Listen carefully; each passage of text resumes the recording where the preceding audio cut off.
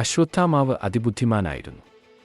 അശ്വത്ഥാമാവിനും അർജുനനും ദ്രോണാചാര്യർ മറ്റു ശിഷ്യന്മാർക്കറിയാത്തതായ പലവിധ നിഗൂഢവിദ്യകളും ഉപദേശിച്ചു കൊടുത്തിരുന്നു. 7 ചിരഞ്ജീവികളിൽ ഒരാളായ അശ്വത്ഥാമാവ് ദ്വാപരയുഗത്തിൽ മഹാഭാരത് കാലഘട്ടത്തിലാണ് ജനിച്ചത്. കൗരവ ഗുരു ദ്രോണാചാര്യരുടെയും കൃപാചാര്യരുടെ സഹോദരി കൃപിയുടെയും മകനാണ്. ജനിച്ചപ്പോൾ ഇന്ദ്രലോകത്തിലെ കുതിര ഉച്ചൈസ്രവസിനെ പോലെ ഉച്ചത്തിൽ കരഞ്ഞതുകൊണ്ട് അശ്വത്ഥാമാവ് എന്ന് പേരിടണമെന്ന് അശരീരിയുണ്ടായി. അതാണ് പേരിനു പിന്നിലെ കഥ. ചിരഞ്ജീവിയായതുകൊണ്ട് അദ്ദേഹത്തിന് മരണമില്ല. ശ്രീകൃഷ്ണന്റെ ശാപം മൂലം ദുരിതവും കുഷ്ഠരോഗവും പേറി അലഞ്ഞു നടക്കാനാണ് അശ്വത്ഥാമാവിന്റെ വിധി. ദ്രോണാചാര്യരുടെ മകനായ അശ്വത്ഥാമാവ് അസ്ത്രശസ്ത്ര വിദ്യകളിൽ അതുല്യനായിരുന്നു. മഹാഭാരത യുദ്ധം നടക്കുമ്പോൾ അച്ഛനും മകനും പാണ്ഡവ പടയെ കൊന്നൊടുക്കി മുന്നേറുകയായിരുന്നു. ദ്രോണാചാര്യരെ തടയാനൊരു വഴിയും ഇല്ലെന്നായപ്പോൾ ശ്രീകൃഷ്ണൻ അശ്വത്ഥാമാവ് മരിച്ചു എന്ന വാർത്ത പ്രചരിപ്പിച്ച് ദ്രോണരെ തളർത്താമെന്ന സൂത്രവിദ്യ കണ്ടെത്തി. ഇതിനായി ധർമ്മനിഷ്ഠനായ യുധിഷ്ഠിരന്റെ സഹായവും തേടി. യുദ്ധത്തിൽ അശ്വത്ഥാമാവ് മരിച്ചു എന്ന വാർത്ത അറിഞ്ഞ ദ്രോണാചാര്യർ പകച്ചുപോയി.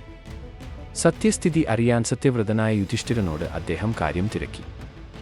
അശ്വത്ഥാമാവ് മരിച്ചു എന്ന് ഉറക്കെയും പക്ഷേ അതൊരു ആനയായിരുന്നു എന്ന് പതുക്കെയും പറഞ്ഞ് യുധിഷ്ഠിരൻ തന്റെ സത്യനിഷ്ഠ തെറ്റിക്കാതെ നോക്കി. മകൻ മരിച്ചു എന്ന് യുധിഷ്ഠിരൻ പറയുന്നത് കേട്ട മാത്രയിൽ തന്നെ ദ്രോണാചാര്യർ മോഹാലസ്യപ്പെട്ടുകയും ഈ തക്കം നോക്കി പാഞ്ചാലിയുടെ സഹോദരൻ ധൃഷ്ടദ്യുമ്നനോടിച്ചെന്ന് ദ്രോണരെ വധിച്ചു. അങ്ങനെ ഒരിക്കൽ ദ്രോണർ അച്ഛനെ പിടിച്ചുകെട്ടിയിട്ട് അപമാനിച്ചതിന് പകരം വീട്ടി. ഈ സംഭവം അറിഞ്ഞ അശ്വത്ഥാമാവ് പക്കൊണ്ട് ഭ്രാന്തനായി. ധൃഷ്ടദ്യുമ്നനെയും പാണ്ഡവരെയും കൊന്നൊടുക്കുമെന്ന് ശപഥം ചെയ്തു. യുദ്ധത്തിന്റെ അവസാന നാളുകളിൽ പാണ്ഡവരുടെ സൈനിക ക്യാമ്പിൽ രാത്രി കടന്നു കയറിയ അശ്വത്ഥാമാവും കൃപാചാര്യരും മറ്റും ധൃഷ്ടദ്യുമ്നനെയും പാണ്ഡവപുത്രന്മാരെയും കൊന്നൊടുക്കി. വിവരം അറിഞ്ഞെത്തിയ അർജുനും അശ്വത്ഥാമാവും തമ്മിൽ ഘോരയുദ്ധമായി. ഇരുവരും ബ്രഹ്മാസ്ത്രം പ്രയോഗിച്ചു. ഋഷിമാരും ദേവകളും അഭ്യർത്ഥിച്ചപ്പോൾ അശ്വത്ഥാമാവിന്റെ തലയിലെ നെറ്റിയിലെ മണി പകരം വാങ്ങി ബ്രഹ്മാസ്ത്രം പിൻവലിക്കാൻ അർജുനൻ തയ്യാറായി. പക്ഷേ അശ്വത്ഥാമാവ് ബ്രഹ്മാസ്ത്രം അർജുനന്റെ മകൻ അഭിമന്യുവിന്റെ ഭാര്യയായ ഉത്തരയുടെ ഗർഭത്തിലേക്ക് ഏകലക്ഷ്യമാക്കി തിരിച്ചുവിട്ടു.